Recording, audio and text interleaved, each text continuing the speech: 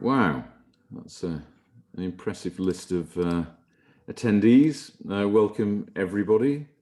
Thank you all very much for your time. And thank you all very much as well for responding at such short notice to this invitation. I think you're all familiar, or many of you will be familiar with CAN because in association with Simpleview, they run our Visit Ad Network, and Lloyd and John Paul got in touch with me last week about this exciting work they've been doing here with Dorset, and it was we thought it would be great just to introduce that to all of our other destination clients, just to give you a taste of what's happening.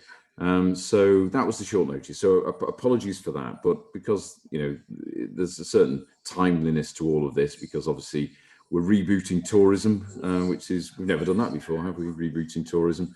That's a new thing, but obviously the season is upon us already. So we thought, in order for you to make best use of this, you needed to hear from CAN about what this is all about. So without Paul, about I don't know if this is happening for anyone else, but I might just jump in here. So hello, I'm John Paul from CAN. Love working with the Simpleview team, but also get to work with a stellar lineup of people who will be talking today. So we have Professor Denise Hewlett from Winchester University talking about how we assess the impact of these kinds of campaigns and the impact on the environment and so on. We have Kirsty Snow from Dorset, who's bravely championed and got this campaign up and live. We have Alan Oram from Alive with Ideas, who's designed the amazing performing creatives that are working at the moment. And then I'll be showing you sort of how it's all worked and some of the metrics from underneath, and how you can replicate in your areas. So start by introducing Professor Denise Hewlett from Winchester University. It'd be great to hear about some of the work you're doing around the campaign and more widely as well. Lovely. Thank you, John Paul. Hello, everybody.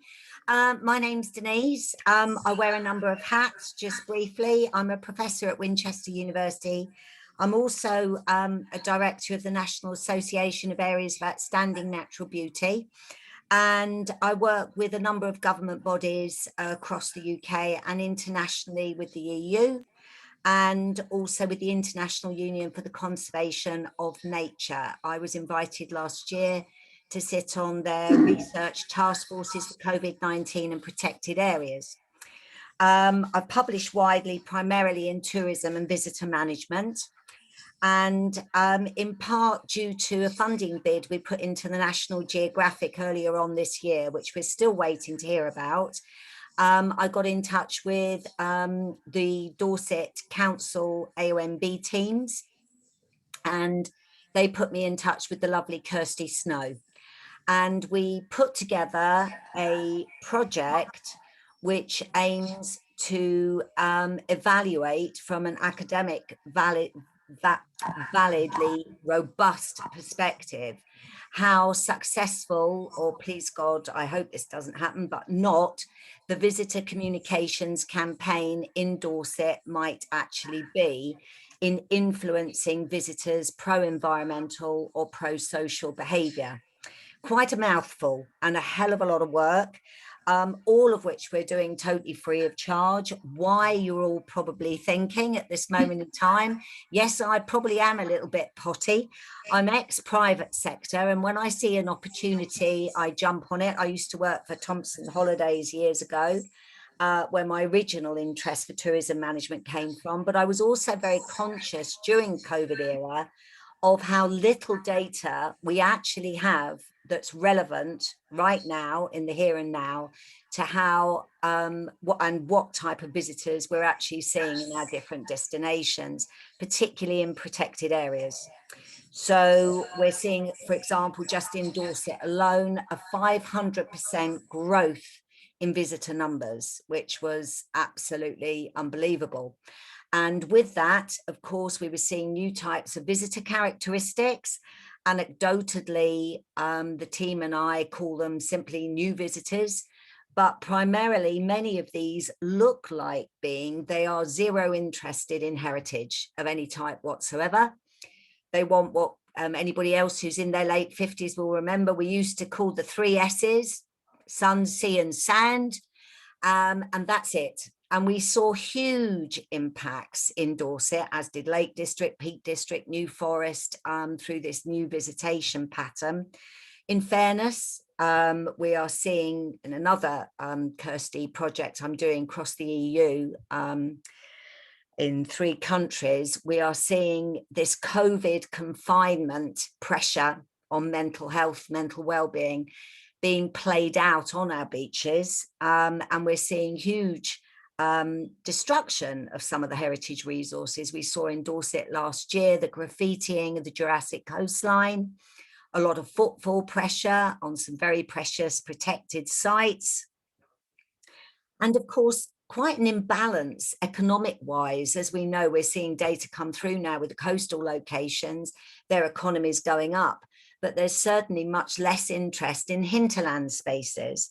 So yes, I decided to get my walking boots on tomorrow, and myself and a small group of researchers for 6 weeks are going to be venturing into the Studland area of Dorset to conduct 7 surveys, 2 social media surveys, both of which are being enabled by the lovely John Paul. One is a short survey, a quick online flick of whether people have heard of the message, and if they do, might it have some influence on their behaviour.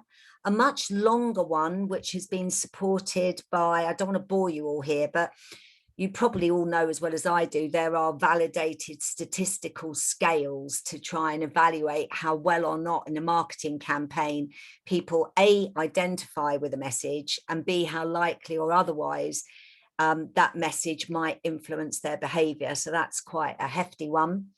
Separately to that, we're running, well, I'm running 100 mini interviews with visitors across the Studland Bay, Old Harry Rocks, Durdle Door and Lulworth Cove.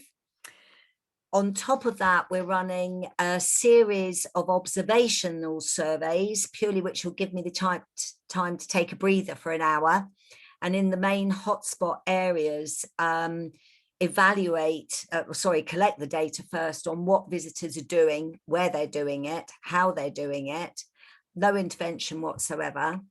And separately to all of this, we are trawling through aerial photographs over the last 5 years, comparing with some ground truthing measurements that I took in each area of permanent structures and footpaths in each of those sites I mentioned earlier, to see whether or not the footfall has had any detrimental impact on width of footpaths, on increase of litter, on increase of fly parking. We down particularly in the Purbeck area, anybody that's been down there, and forgive me if some of you work in that area and I'm just not recognizing the names on the screen, we have huge problems down there with fly parking where emergency service vehicles can't get in. Now, of course, all of this has an impact on visitor experiences. So it absolutely, the data which we will produce at the end of the project, which is targeted for spring next year, will have, we hope, a tremendous potential to be applied by the environmental team to help them create and launch a zonation programme of where they will or not encourage tourism to be because of the protection of the sites. We'll be able to help inform a capacity calculation of those nature reserves and environmental sites and coastal areas. We'll also help inform, we hope, some of the resources, the footpaths, and also some of the activities that are provided to visitors. Because of course, with these new visitors, as I've said earlier, we suspect many of them will not be interested in what traditionally drew people to the Jurassic coastline, for example. And therefore, how do we accommodate for these visitors? Because clearly we want them. And clearly for the local economies, that's fabulous. So we see this data being able to be applied, or at least inform, a variety of different destination management organizational strategies. But, and Kirsty, forgive me, I haven't mentioned this to you yet, but when we meet up, I will. I've been thinking, this system that John Paul has created, all hail JP, absolutely love it, absolutely converted onto online systems, is pretty amazing. It's a more cost-effective way of running data research on site. It's certainly safer, reducing COVID touch points in COVID era, and I suspect this will continue next year. Forgive me for being a bit of a doom and gloomer, but I like to be prepared, so I suspect we'll probably be doing this again next year. But then it struck me that not only can we collate data very quickly through social media sites, like Kirsty will show you, and John Paul, I hope, through the dashboard earlier, but we could extend this system potentially much further. So at the moment, a message goes out through social media asking people to love Dorset with fantastic Alan creatives, absolutely love them. And my team, we evaluate those messages to see if they're successful. And in theory, let's say, for example, we already had the data, one could assume, therefore, that Kirsty at some point next year might say, JP, we need to have another message go out. We need to divert tourists, let's say, away from Studland. It's too much. It's, you know, tipping into the ocean. But inland, we're not getting so many places visited by visitors. We're not getting so many villages visited or so many visitor attractions. And it got me thinking, is there a way that we can collate more data from destination management, from DMOs, from hoteliers, like through Simpleview, through other tourism collecting data repositories that can also be fed into a fully comprehensive visitor management and tourism management system, all online? I hope I've explained that aspiration well. I had this idea, to be honest, Kirsty, 2 years ago, and I put it forward to a research council in London. I'm not going to lie to any of you, it got rejected. It got rejected because they thought it was too innovative and would take me too long to do it. Little did they know, I already had a case study site, being quite proactive. I'd sound much more of a practitioner than an academic, guys. Sorry if I disappoint you, but I believe there's always a solution to everything. But they did send me a message to say, we think this is very innovative. We think it could have legs. And of course, many of you might say to me in a minute, but Denise, Bournemouth Council are already doing this with traffic management. They're already doing it with beach management. They are, in a very, very small way. What they're doing is diverting visitors to additional car parks or to a green, amber, and away from a red beach, red hot, too many visitation, exceeding capacity beaches, but they're not going any further. Now, correct me if I'm wrong, guys, we're all from a tourism background. We know there will be hoteliers, loads of little SME providers in that hinterland that may not be enjoying that economy that the coastline is. And the coastline, as we're seeing in Dorset only on the 15th of July, was absolutely closing roads off to stop people from going to the coastline, meaning we had a captive audience with these mobile vans that JP organises that go out spreading these messages to say, for example, have you considered going to North Dorset? Have you considered going to West Dorset? Have you considered Litchett Matravers and a 13th century roadside inn? So thank you, JP. I hope I've explained this well enough, and it's a bit of a curveball. I would be really happy to take any questions, and I'd be particularly interested if anybody wanted to discuss this idea with me of how we could get it to work. And of course, if we got it to work, if there was an appetite, if we could find some money and pay JP to help organise that system, we could also evaluate how well that product actually worked. So we've got an evaluation mechanism already. We've got a message communication system that's, I think, absolutely brilliant. It's followed every single best practice in any theoretical journal for a soft management technique of promoting what visitors, we hope, do or don't do in sites that are environmentally sensitive. But it could go so much further. And with the fab stuff that I know Simpleview do, and you're already collating some of this data, I see potential for legs, but it obviously takes some time. That's me, over and out. My name's Denise Hewlett. You'll find me on Google. Contact me by email, or if you are down south and you would like to volunteer and help me, I'd be very welcome to have you on board. But if not, pleasure to meet you all. Any questions? Thank you so much, Denise. That was brilliant as always, and it's so wonderful having you part of this particular project, and then this potential mega project that Simpleview, us, we could all work together. And if anyone in the group is keen to understand a bit more, get in touch with Denise. Get in touch with Rich and the team at Simpleview. We'll be adding flesh to the bones at the moment. But the wonderful thing about this technology is that we can very quickly, when something is working well and looks good, we can share it with everybody. Wonderful thing about working in public sector. So I wanted also to have Kirsty in the room, because she's like you guys, has to go with all the approvals, has to go with all the team management. And so I thought it'd be really useful for her to share some of the sort of practical elements of how all of this was put together. Kirsty. Thanks, JP, and thanks, Denise. A very tough act to follow. I can give you my account of how we've come to where we are, which is a bit boring compared to what Denise has just talked about, I have to say. It's very council orientated. So as Denise explained, Dorset has always been a really popular destination, but last year we saw absolutely unprecedented numbers of people, thousands of people on furlough but unable to travel. But some of these visitors were woefully unprepared for their trip and didn't really respect their surroundings or Dorset's residents.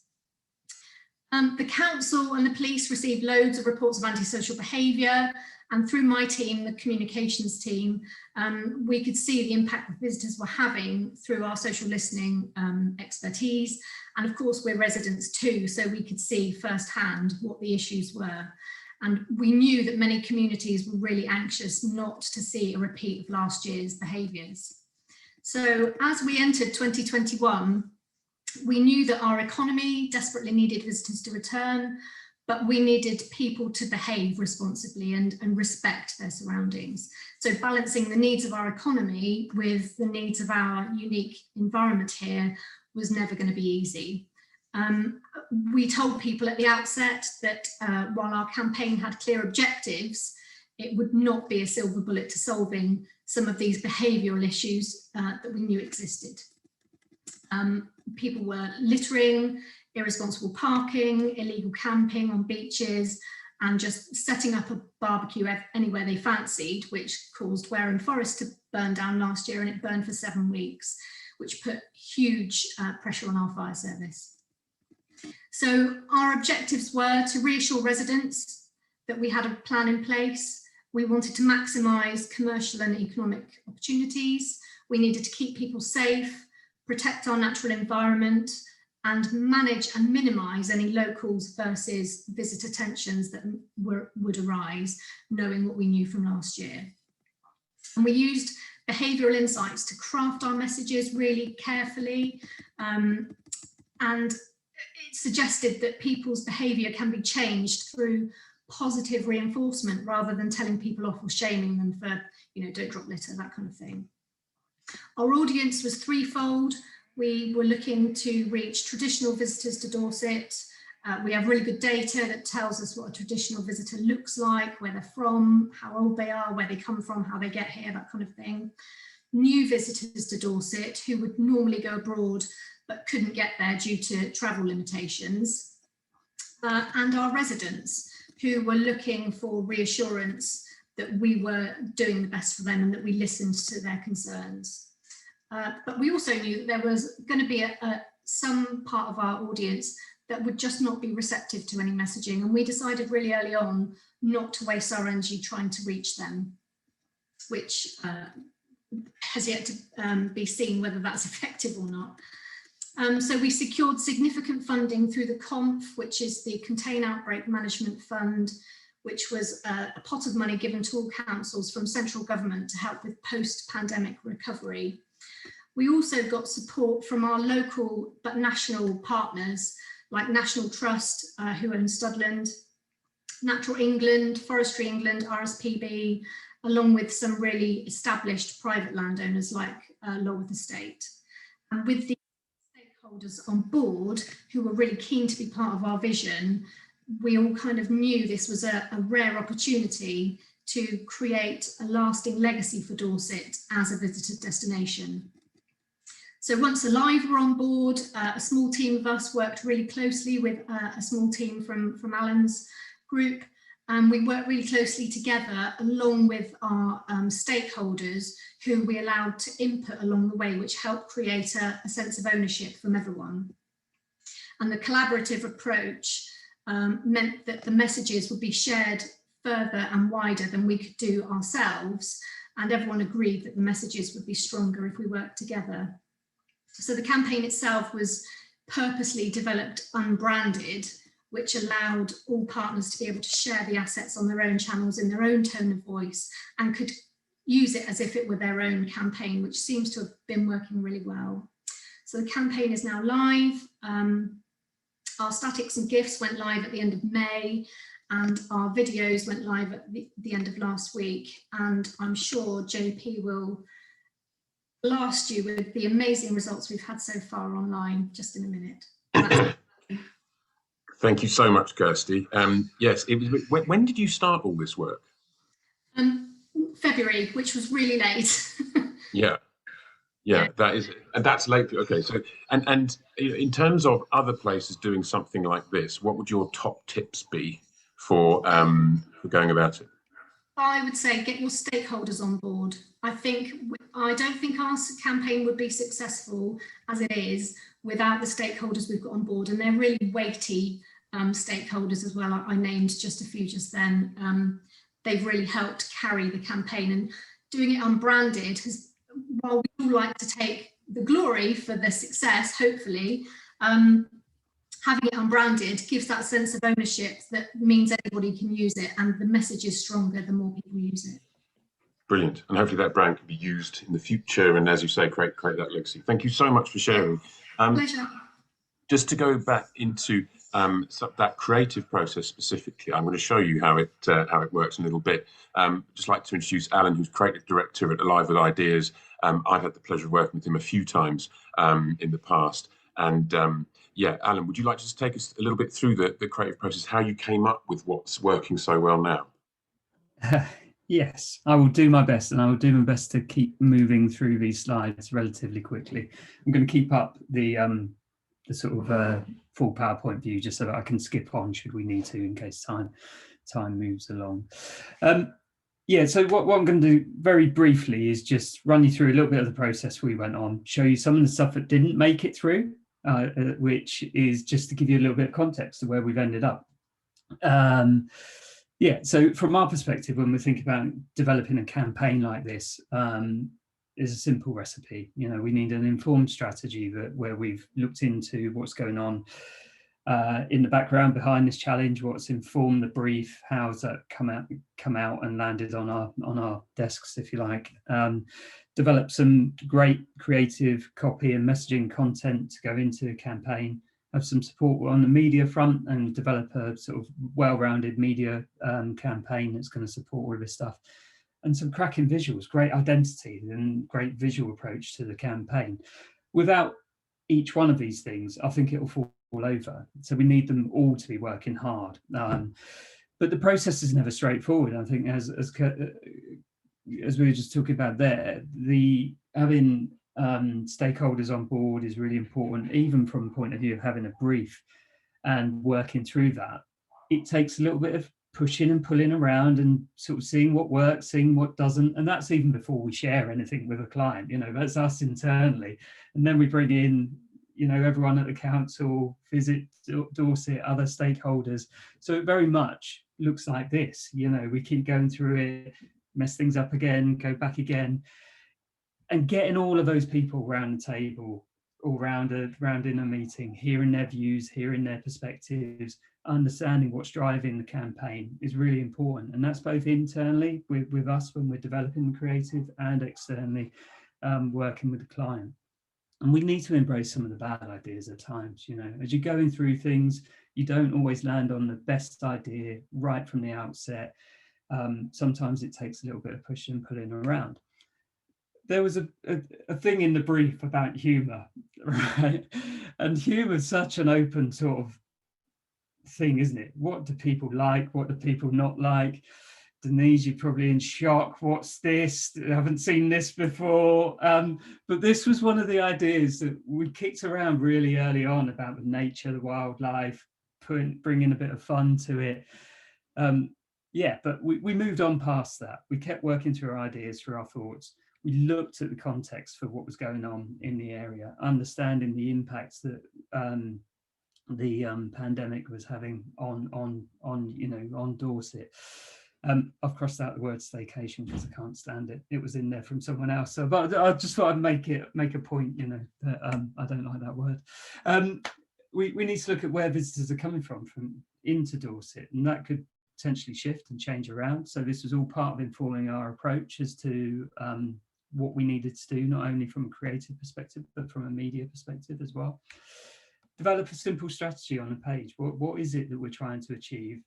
And what do we want our audience to think, feel and do? How can we break that down into really simple messages? I can share these afterwards as well. I can see you squinting at the screen, wondering if I'm going to skip on, and I am. So we need to develop some core messaging, some simple core messaging that we're going to refer back to as we work throughout our concepts and throughout the creative approach.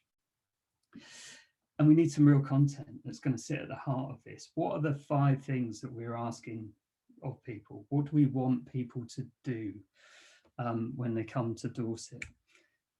So we're on the hunt for inspiration. We've got a load of insight. We've fed our brains with all of this stuff. We've had a little bit of research visually and creatively. We need to pull that together. So we remind ourselves, well, we've got the strategy. We've been working, pushing and pulling around some copy ideas and some messaging. Start thinking about media, how we're going to use that. Right, we need an identity, we need a visual, we need those sort of strong campaign visuals that are going to hang this all together. So our team interact a lot through Slack. People will throw in little links to things, stuff that they've been working on, work in progress. It'll be a hive of activity, not just on the visual side of things, but on the sort of copy side of things as well. And there was a particular day or two, I think, in this campaign development where it just went bonkers, where everyone was just throwing in thoughts and ideas and pushing things around. And that's when we move from things like this, that were about silly animal pictures with smiles on their faces, talking about being more Dorset, through into something that was a little bit more sophisticated. Well, perhaps this represents the area a bit better. We're talking about making a promise, leaving no trace, and traveling safely, bringing to life those 5 promises that we've already seen. We're making a promise. We're putting our hand on our heart as well with the identity. But there's something there. There's something already in Dorset that tells us what we need to do. Do being the first 2 letters of the word Dorset, and creating this viewfinder onto the beautiful landscapes of Dorset and getting us to focus on the things that matter.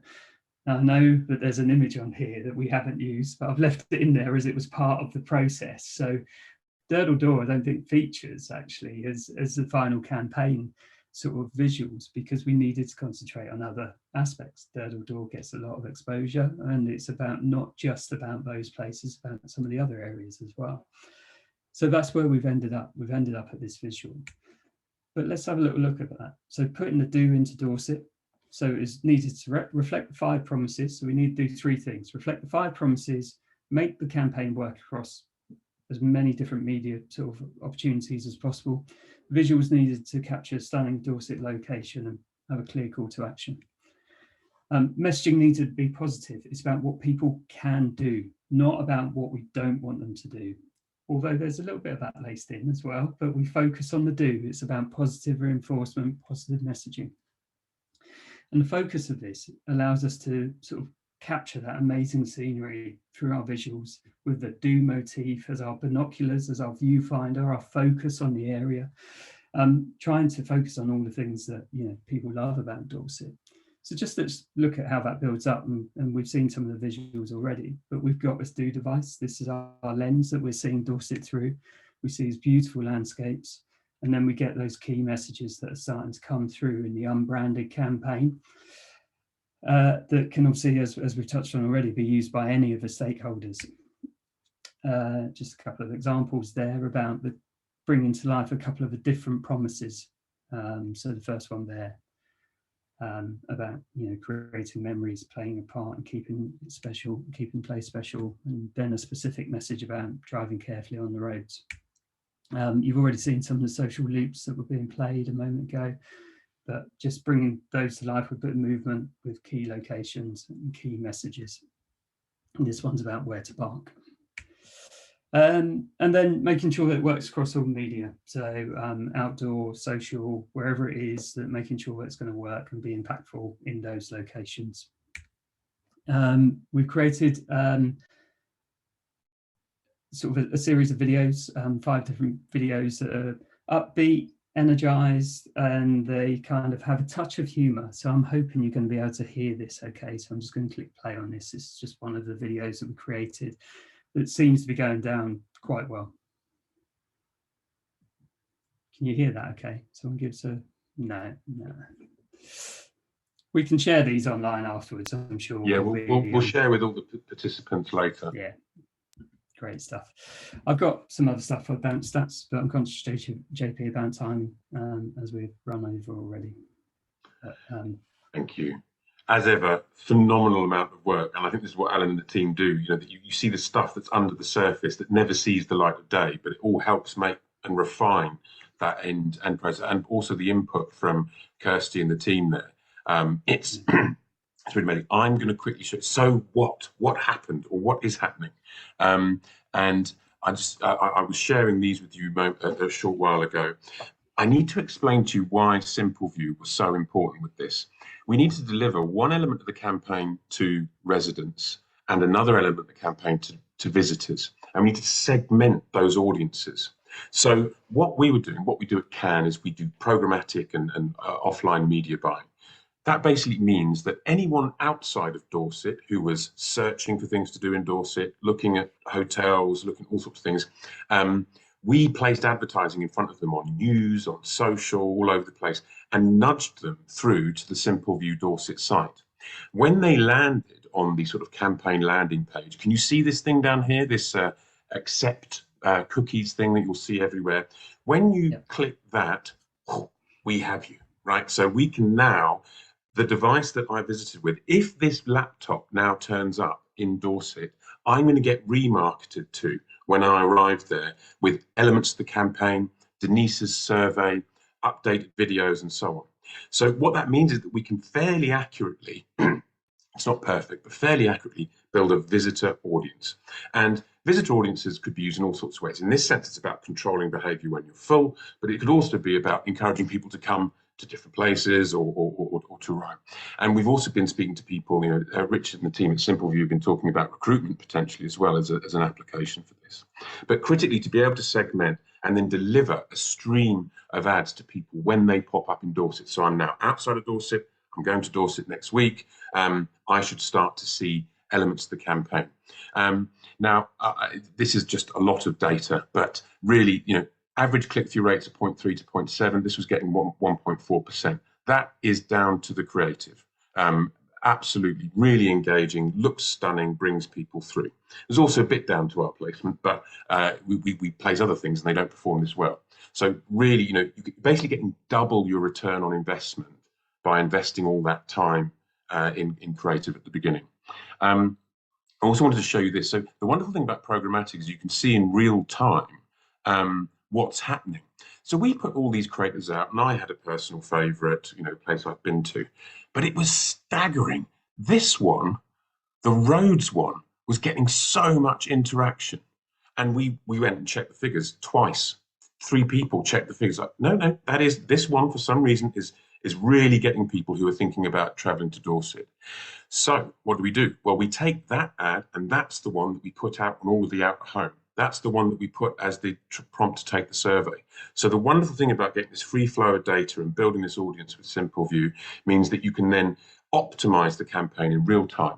And there's all sorts of stuff here about age, gender, the different sorts of places that people who are traveling to Dorset, there's a lot of Daily Mail in there.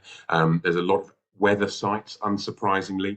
But you get to see a sense of, when you set these rules about intent and travel to your location, where are these people? And we can buy wherever they are and nudge them along to something. So really successful campaign. It's only been going now for a couple of weeks. There's lots more to come. Putting the survey through, Denise's evaluation. And if any of you are interested in seeing how this works through, we're happy to share again, happy to share all these things with you. Creatives, analysis, this dashboard, just drop us a line and we'll more than happy to put it in place. I'm really conscious that we've gone over by 6 minutes, but really wanted to thank Richard and the team at Simpleview for being willing to share this with us. The guys really understand. They're brilliant to work with.